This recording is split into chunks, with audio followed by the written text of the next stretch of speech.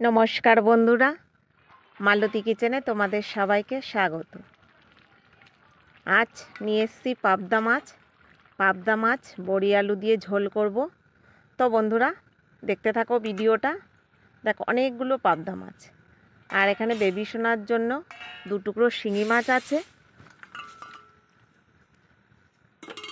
পাবদা মাছগুলো অন্য পাত্রে দিয়ে দিলাম। কড়াইতে তেল বসিয়ে দিচ্ছি। বাড়িতে অনেক লোকজন আছে, সেই কারণে একটু রান্নাটা বেশি বেশি হচ্ছে।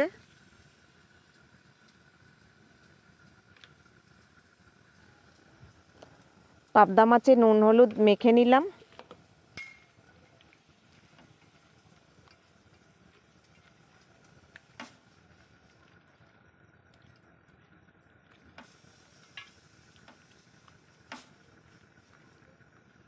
একটু ভালো করে মেখে নেব যাতে হলুদটা সম্পূর্ণ মাছের গায়ে লেগে যায়।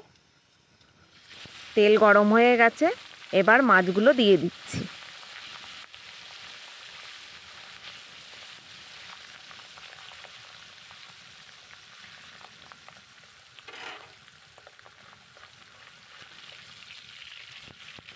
মাছগুলো একটু কড়া করে ভেজে নিচ্ছি। একটু বেশি করেই তেল দিয়েছিলাম, তা না হলে লেগে যাবে।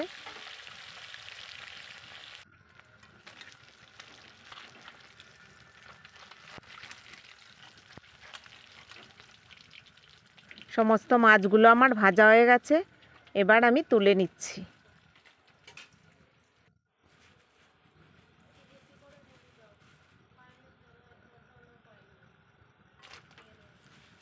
এবার বাকি যে তেল ছিল সেই তেলের মধ্যে বড়ি দিয়ে দিচ্ছি। এগুলো বিউলির ডালের বড়ি, আর বিউলির ডালের বড়ি মাছের ঝোলে খেতে, বিশেষ করে শীতকালে যে কোনো বড়ি মাছের ঝোলে খেতে ভীষণ ভালো লাগে।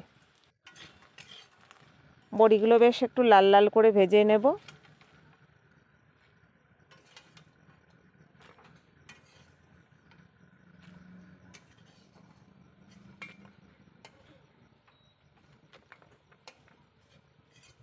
সমস্ত বড়িগুলো ভাজা হয়ে গেছে। আবার নতুন করে তেল দিয়ে কালো জিরে ফোড়ন দিলাম। আর দেখো এখানে বড় বড় 2টো আলু কেটে নিয়েছি, আলুগুলো তেলের ওপরে দিয়ে দিলাম।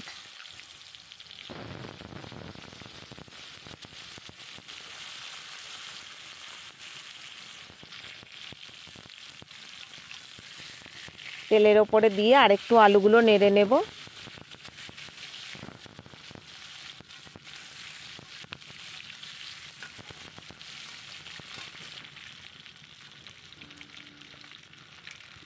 নুন হলুদ দিয়ে দিচ্ছি আলুর ভেতরে।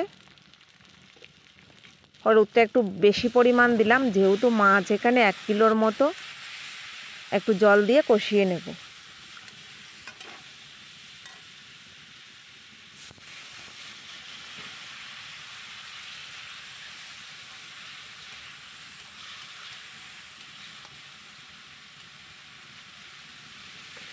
এখানে আমি 3-4টে কাঁচা লঙ্কাও দিয়ে দিয়েছি। আমি এখানে আর দ্বিতীয় কোনো মশলা ব্যবহার করিনি, শুধু নুন হলুদ কাঁচা লঙ্কা।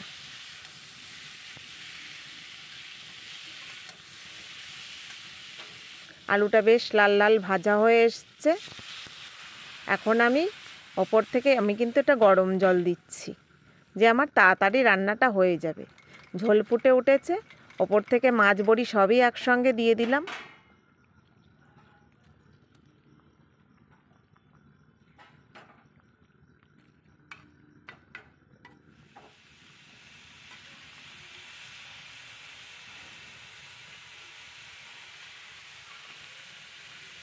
মাছটা একটু চেপে চেপে ঝোলের ভেতরে দিয়ে দিচ্ছি, তা নাহলে মাছের গায়ে ঝোল ঢুকবে না।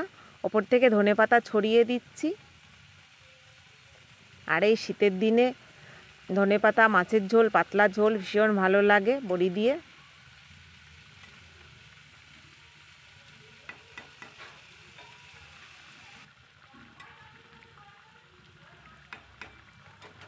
তো আবার পাবদা মাছ বড়ি দিয়ে ঝোল রেডি। এবার নামিয়ে নিলাম, গরম গরম ভাতের সঙ্গে জমে যাবে। তো বন্ধুরা আমি তো খাবই, তোমরাও খেও। তো ভিডিওটা ভালো লাগলে লাইক কমেন্ট শেয়ার সাবস্ক্রাইব করে দিও, ফেসবুক পেজটাকে ফলো করে দিও। দেখা হবে পরের ভিডিওতে। ভালো থাকো, সুস্থ থাকো, ধন্যবাদ।